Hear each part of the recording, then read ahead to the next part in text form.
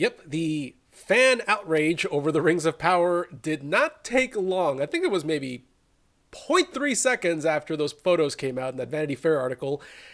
And do we really have to talk about this? Actually, yeah, we do. You know why? Because this is our fandom too. Besides, every critique that they're leveling against the Rings of Power because of those photos in the Vanity Fair article makes absolutely no sense according to their own criteria. And I can prove it.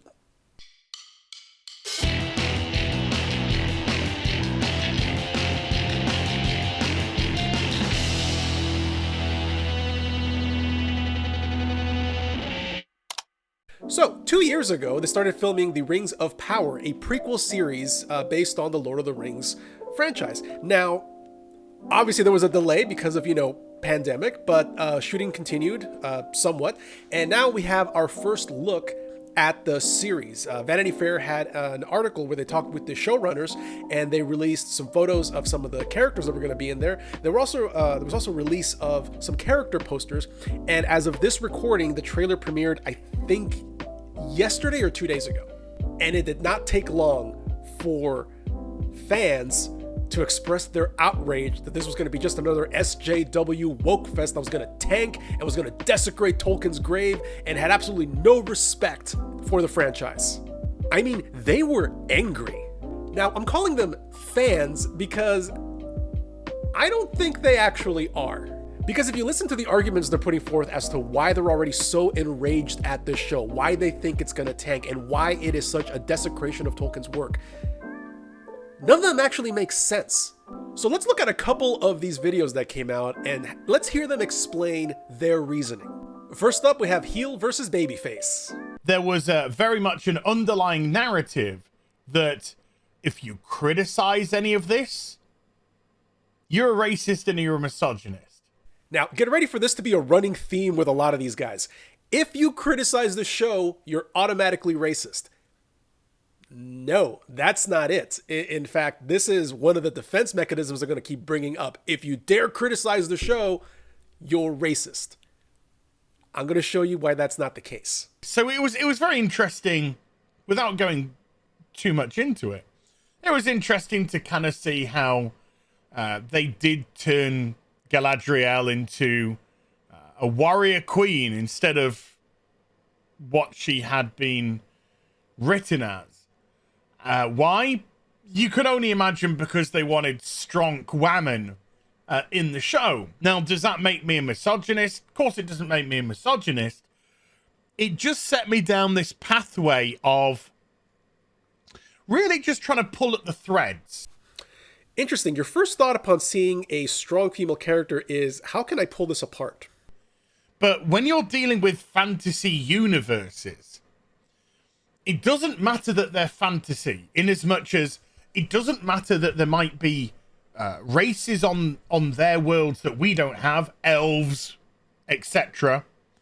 And it doesn't matter that there might be magic that people can cast, which we can't, unless you're David Copperfield.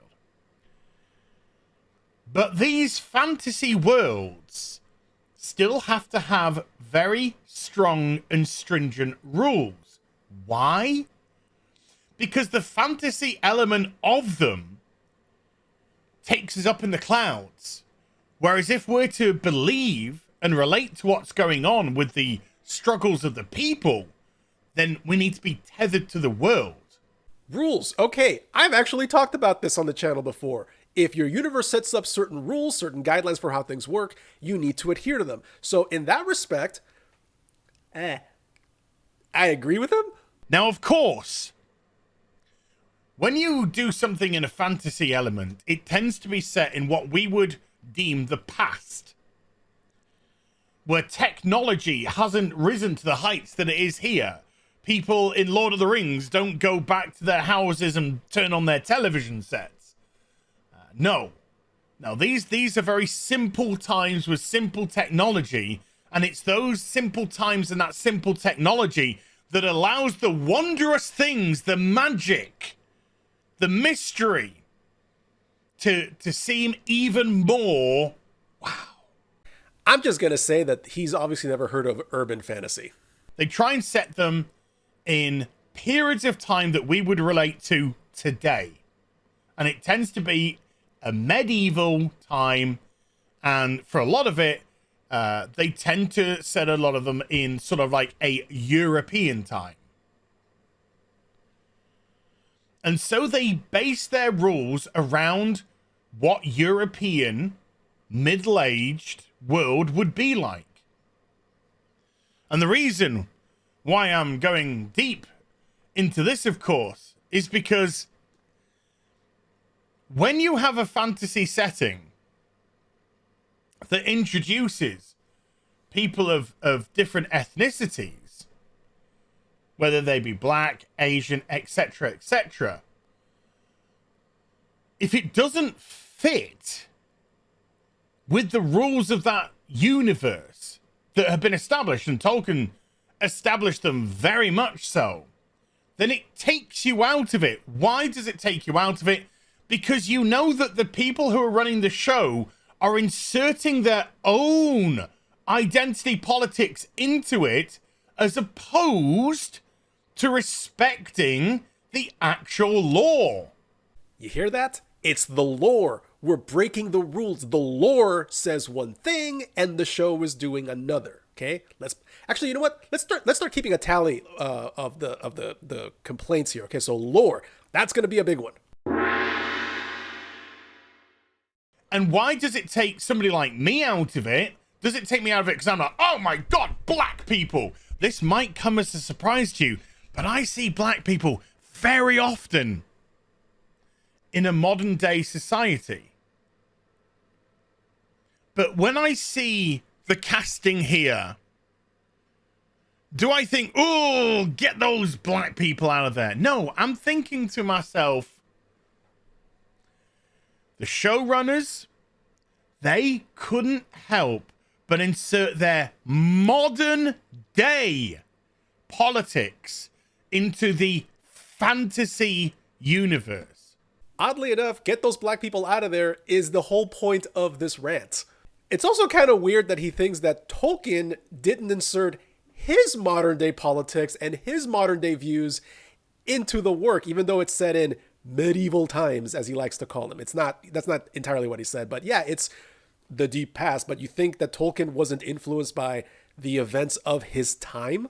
Also, one of the things that Heelvsbabyface said on the channel was that part of the reason this doesn't make sense is because in medieval times, you wouldn't see black people and Latino people, because, it was medieval times. We didn't have all this, it didn't happen. So he's using a historical precedent, because if this is based on a medieval or an old European society, then you wouldn't see that. So he's using a historical precedent. So let's put that up on the board as well.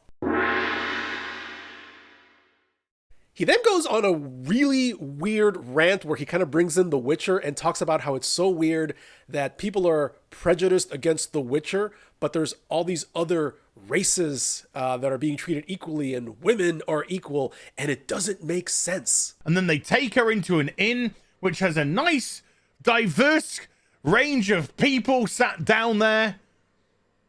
And I'm thinking to myself, when they turn to the Witcher and go, "Whoa, we don't like your sort here, Witcher," I'm thinking to myself, that doesn't make sense.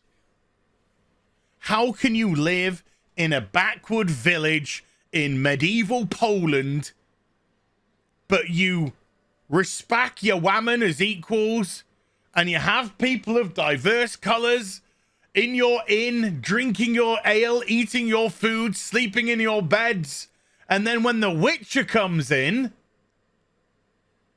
"Oh, we don't like your sort here. No sirree, we respect our women and our peoples of color, but we don't like your sort here, Witcher." It becomes farcical. Farcical.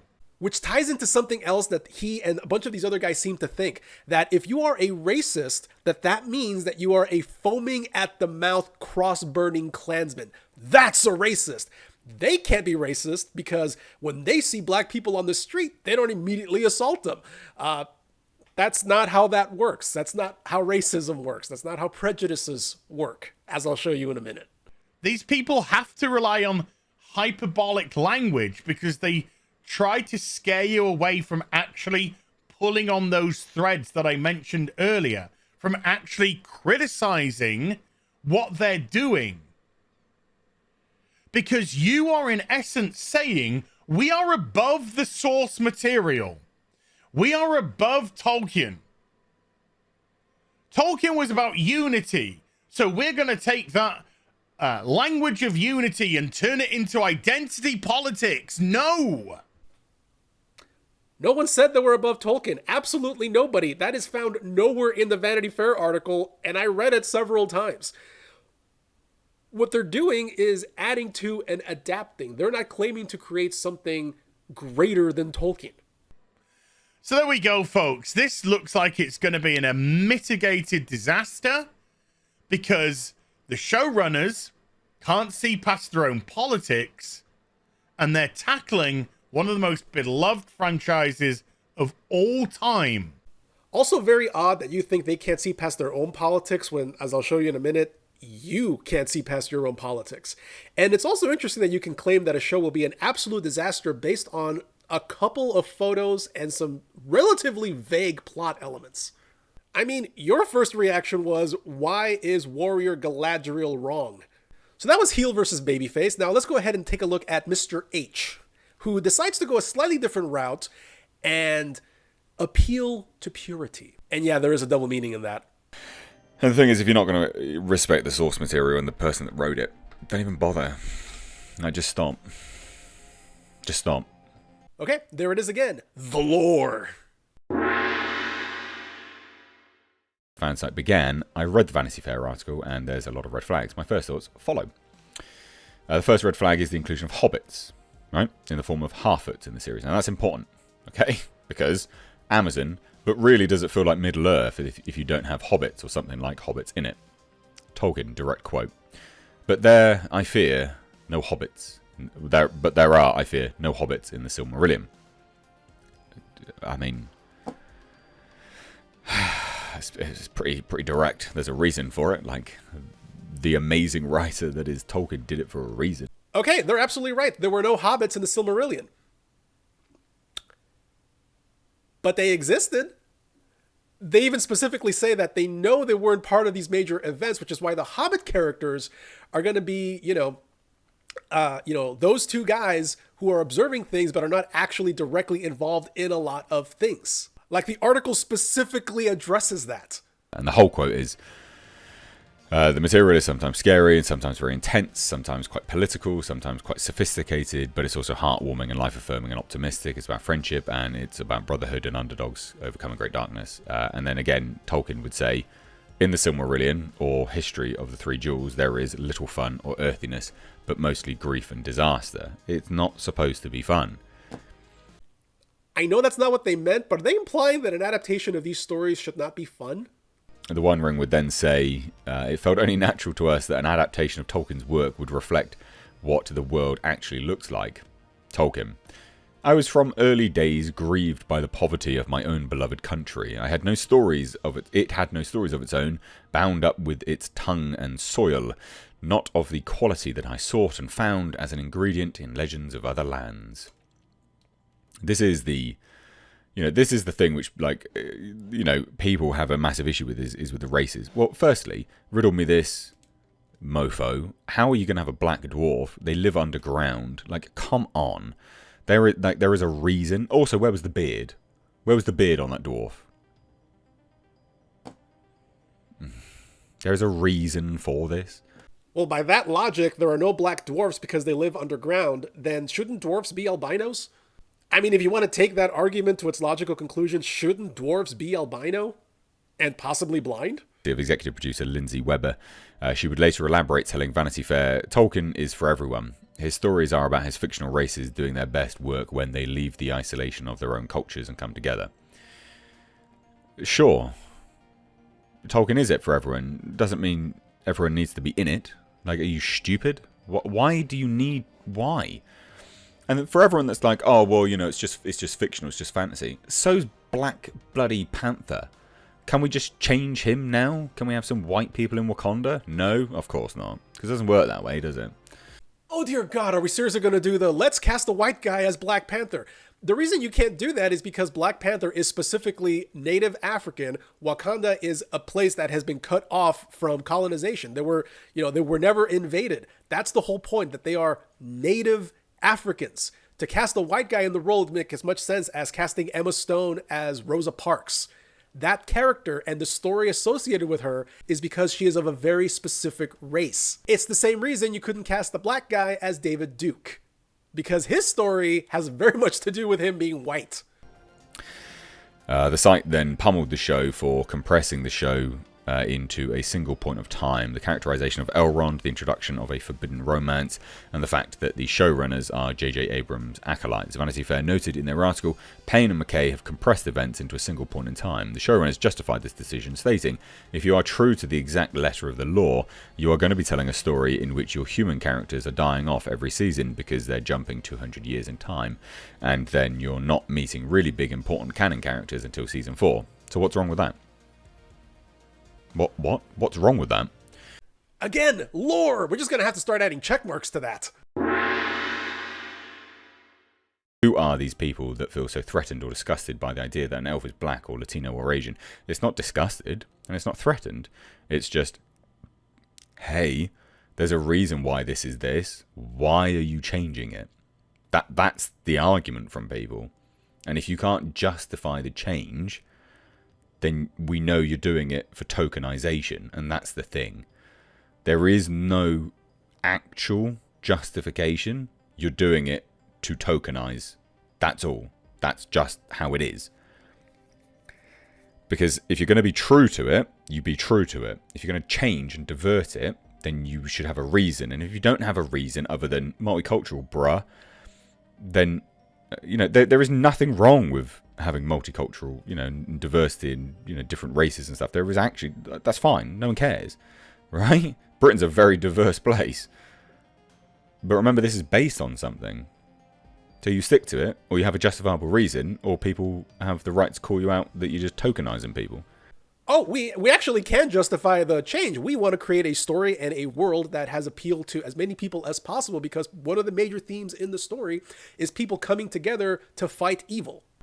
I know a lot of folks like Vanity Fair will say that what I'm pointing out is a reflexive attack from trolls, the anonymous online kind. What I say is not reflexive or anonymous. It comes from a love of the world Tolkien created over his entire lifetime. I believe Tolkien knew what he was doing when he wrote his stories, and for Amazon to come in and inject their own modern sensibilities into it while throwing ad hominem attacks at Tolkien fans with deep vested interest in his work like me won't end well for them. No, true. Again, lore! It's pretty hard to disagree with the statements made. And yet, I'm going to do that right now. Again, most people will just go, we're an hysterophobe or whatever. It's just such a lazy argument. There's a reason why people want it to stay the same. There's a reason for it. And if you can't give a reason as to why you want it to be changed, other than because, that's not a reason. Yeah, there's a reason people want it to stay the same, but it's really not what you think it is. Next up, we've got Nerdrotic, who is a little bit more versed in the actual books than these two, I think. So he brings up a bunch of different things, and he tries to go the academic route in order to, air his complaints.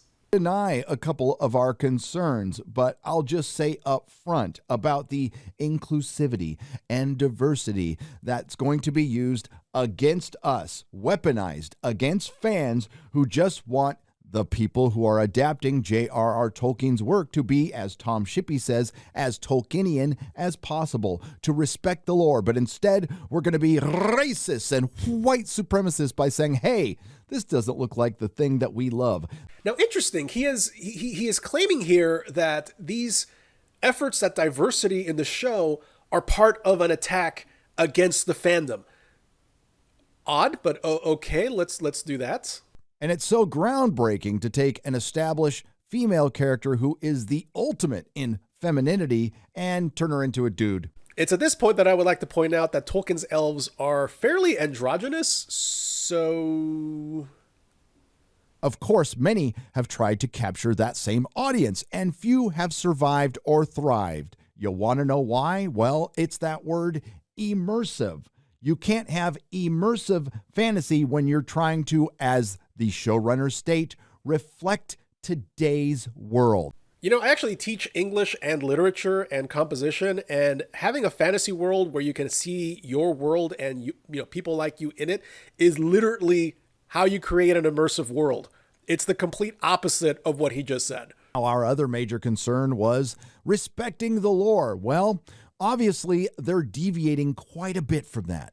So first, let's take a look at the characters. We have Durin the Fourth, who eventually becomes the fourth king of Khazad-dûm. All right, that looks pretty good. And this, believe it or not, is what Amazon calls the politically ambitious, I don't like the sound of that, Elrond Half-Elven, played by Robert Armayo. It was supposed to be played by Will Poulter, who would have looked the part much better. And as I predicted in jest, a fully armored warrior Galadriel, who was described as the commander of the northern armies. To give you a little context, I want you to imagine a fully armored, battle-tested warrior Virgin Mary. Again, lore! Also, Battle Virgin Mary. I'm going to assume he's never heard of Joan of Arc. And of course, there's Don Lemon as a wood elf involved in a forbidden love with another original character because we're in 1960. I guess you forgot about Aragorn and Arwen in the original trilogy and their forbidden love. Halbrand, a new character who is a fugitive of his own past because, again, Tolkien didn't create enough characters. They needed to create new ones. Lore! Big question behind the production, McKay adds, was this: can we come up with the novel Tolkien never wrote and do it as the mega event series that could only happen now? Oh, and as far as Tom Shippey being involved, and if you don't know who he is the foremost Tolkien scholar. Well, yes, he was initially involved with the series until this.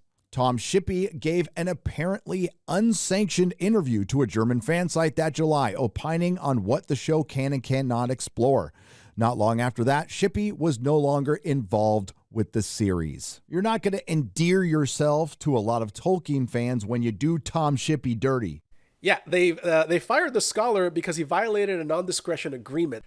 Now, I don't know exactly what's in it, but in a production this big, you bet those things are ironclad. He got fired not because of something that he disagreed with, but because he violated a contract which he signed. You know what they did manage to mention? The trolls. They had their fan attack ammo locked and loaded when Amazon released photos of its multicultural cast. Even without character names or plot details, the studio endured a reflexive attack from trolls, the anonymous online kind, the kind you can ignore, but instead they like to conflate with legitimate criticism. I talked about this in my G4 video. It's the art of fan blaming. Obviously, there was going to be a push and a backlash, says Tolkien scholar Mariana Rios Maldonado. I hope she didn't self-label, and far be it from me to question her scholarship.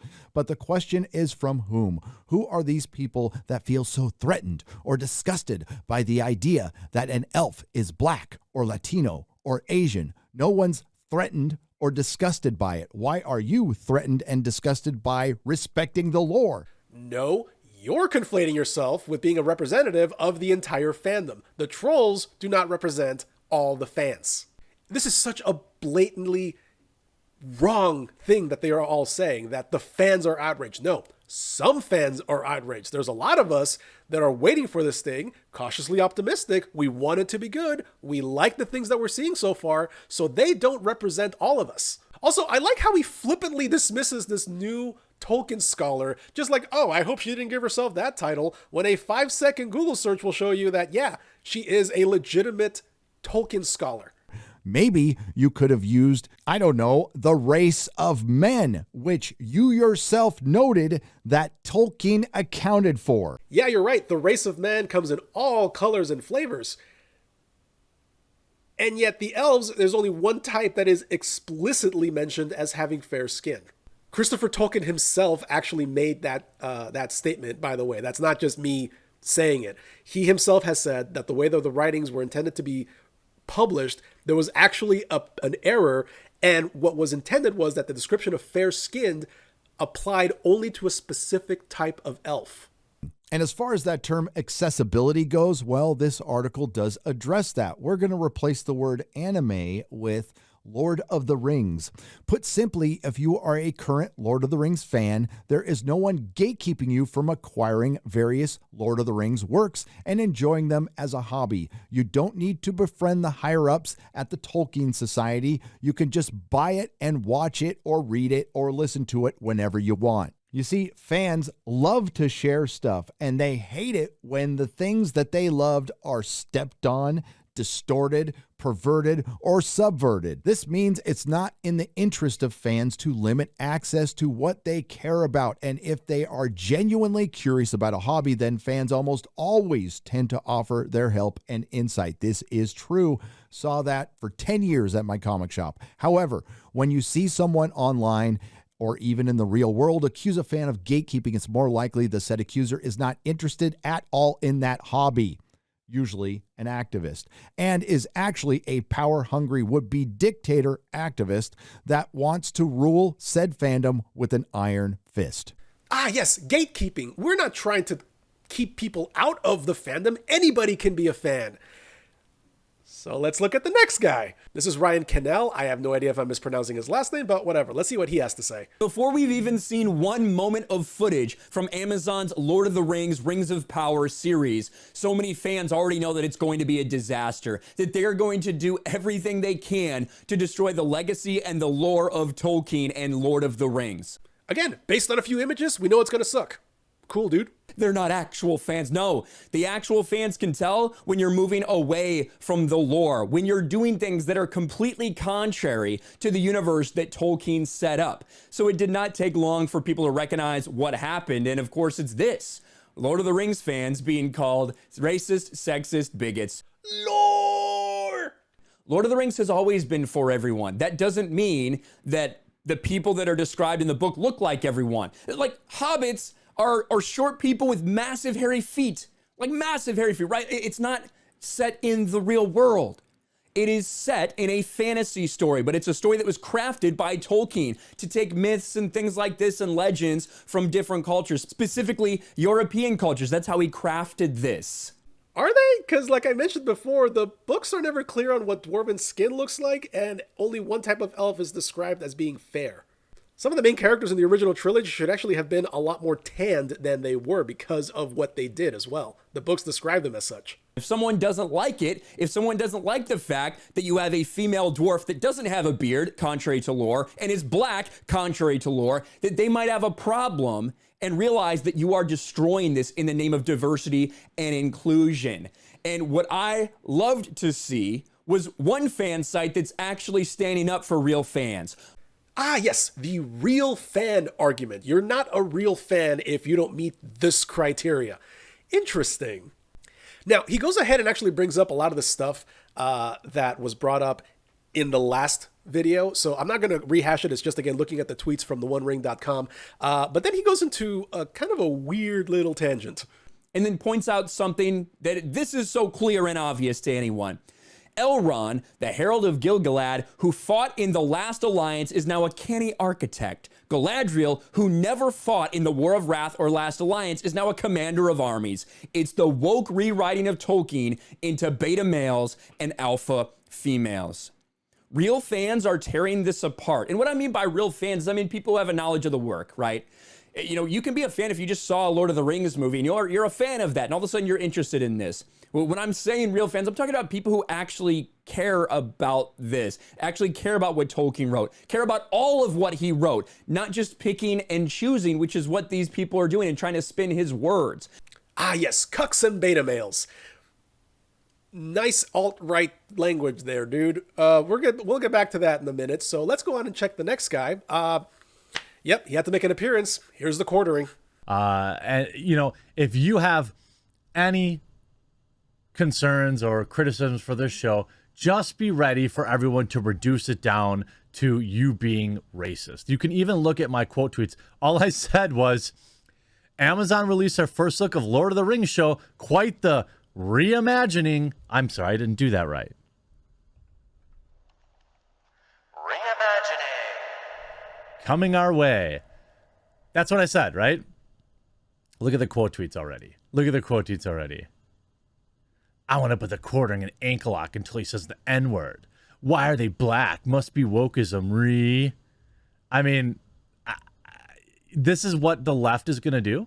No, if you have specific complaints about race and the race of the people that are being cast just because of their race, then it's racist.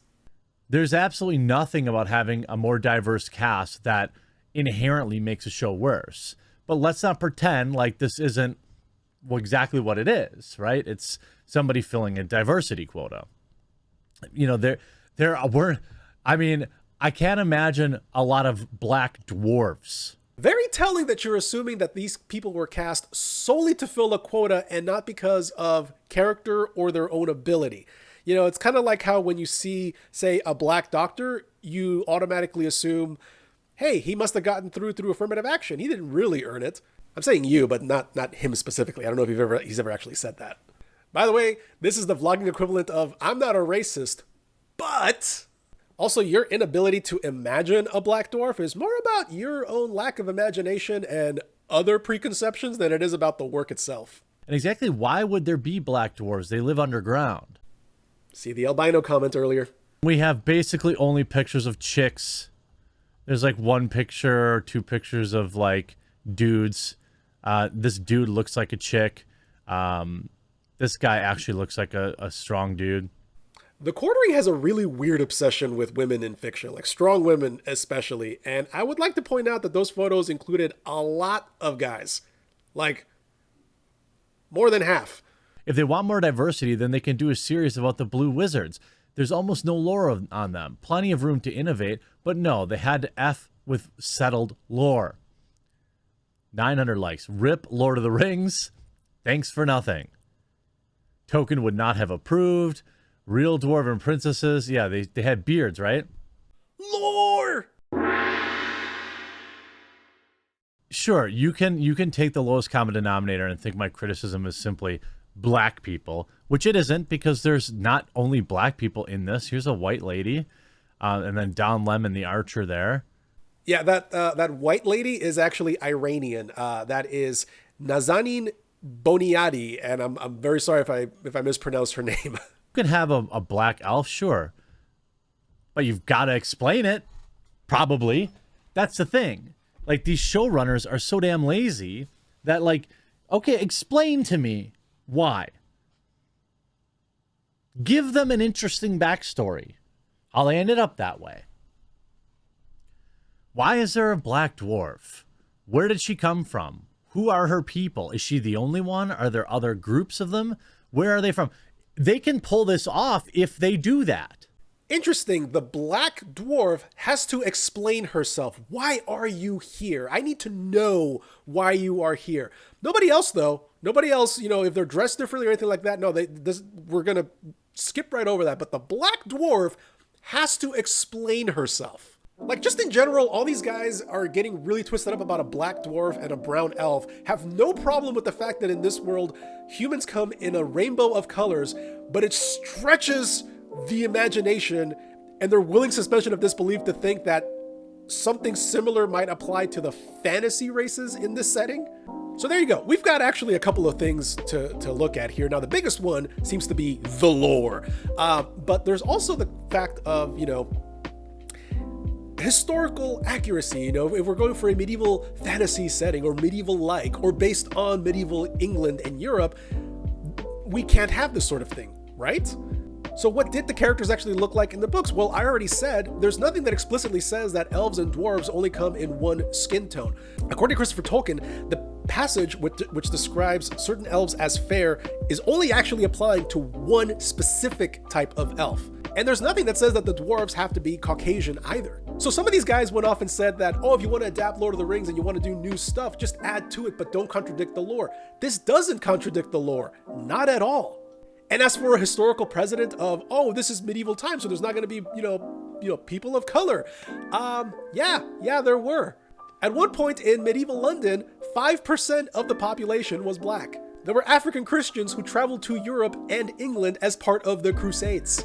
And don't even get me started on Spain. You have any idea of the history of Black and Muslim and Arab immigration between Spain and Portugal? And yes, they were there. It was not monochromatic. But let's say that I'm wrong. Let's say that I'm completely full of crap. Let's say that there's a passage somewhere in the books that specifically states all elves are white, all dwarves are white, and that's just it. You know, aside from the fact that, yeah, you're right, they are changing certain things from the lore in the books. Like, that is something that I have not addressed yet. The lore!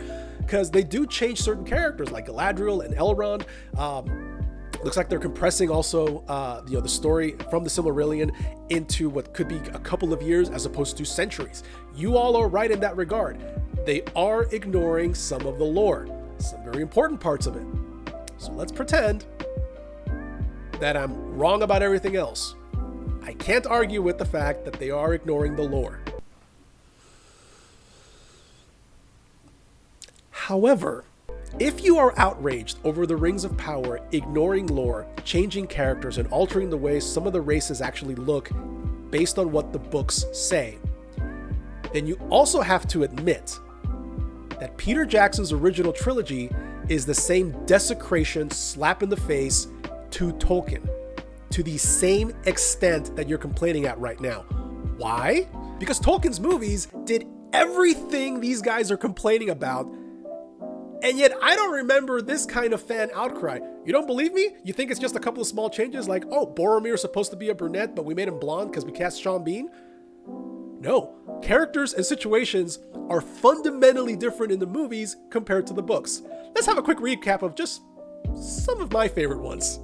There are literally 17 years missing between Gandalf leaving and coming back after he gives Frodo the ring. In fact, Frodo should actually be a middle-aged hobbit by the time that the journey starts. Sam and Frodo's friendship is also that of a master and a servant, not necessarily friends. In fact, I think they would actually be closer to work buddies. In the books, Aragorn had no qualms about being a king, and in fact, he carried the broken blade from book 1. Also, they made him a ninja for some strange reason. He was not dressed all in black in the book, he was dressed in woodland browns and greens.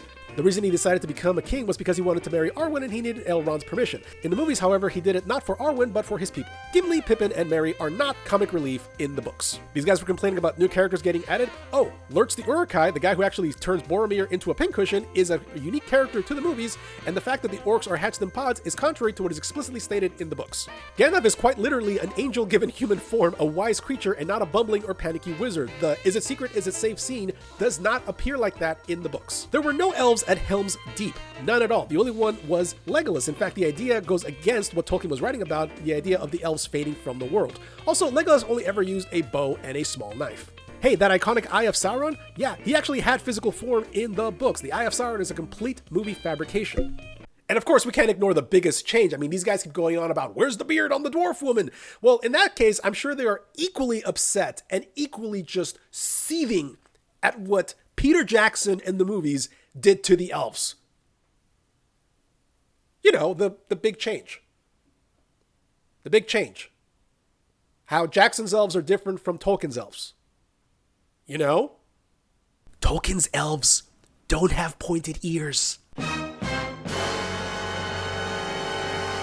At no point in any of Tolkien's writings does he describe elf ears as pointed. The difference between humans and elves is primarily due to voice and eyes. There's even a passage that states that when they are children, elf children and human children can be very easily mistaken for each other, which doesn't quite make sense if you can just go, yeah. So it makes me wonder if these guys are fans of the original trilogy, and I know some of them are.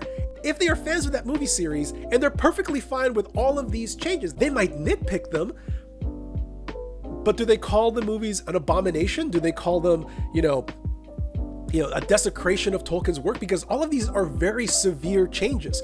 Those are just a couple of them. There are so many other things that were changed character-wise, theme-wise. They took out the last part of Return of the King. The Return of the King ends with the raising of the Shire. It's the moment where you get to see how the hobbits have grown from being, timid hobbits to being heroes, the bravery that they've earned. And that entire sequence is cut from the movie series. And it's a part that Christopher Tolkien considers the coda of the book. This is how the story ends, not how the movies ended. So if you're fine with all of that, if you're fine with all of these changes to characters, to lore, things that go blatantly against what Tolkien wrote, if you are fine with Peter Jackson's Lord of the Rings, but not the Rings of Power, because they cast a black woman and a Latino elf, then my question is this: how am I to believe that you are not being triggered by race when that's exactly what you are doing? So I think we should end on a quote by Ian McKellen where he actually kind of talks about this. The enthusiasts who have read the novels over and over may notice every change, but in doing so they will miss the point. Peter Jackson's movie does not challenge the novel's supremacy any more than the distinguished book illustrations by Howe, Lee, et al. Were meant to replace Tolkien's descriptive words. Paintings, drawings, and animations, and at last the feature films all augment our appreciation of Lord of the Rings. Another point on this, the question that dominates my email: the adaptation of masterpieces from one medium to another is as old as literature. Most of Shakespeare's plays are reworkings of stories, poems, or written history. When I moved Richard III from stage to screen, I was determined to make a good film in honor of a great play. Had I left every scene and line of that text intact in the movie, it would not have been a good one. Kurosawa's Throne of Blood, my favorite version of the Macbeth saga, distorts Shakespeare to spectacular effect. The play which inspired it remains intact. So yes, there's going to be changes. Every adaptation has changes. And if you're fine with the changes that Peter Jackson made in his movies, but not the ones in the Ring of Power, why is that? Because casting black and Latino performers doesn't actually violate the lore.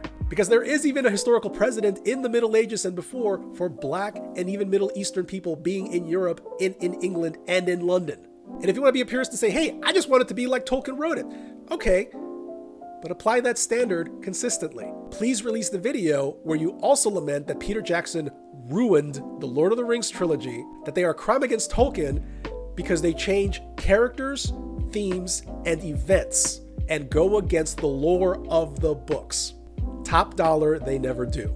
Because they have no problems with those changes because they understand it's for the sake of a movie. They have problems with these changes because... Thank you very much for watching. Please make sure to leave a like, leave a comment below, tell me what you think, anything else that I might have missed as far as any major changes, or just comments in general. I'm welcome to it, but I am right. Thank you, and see you next time.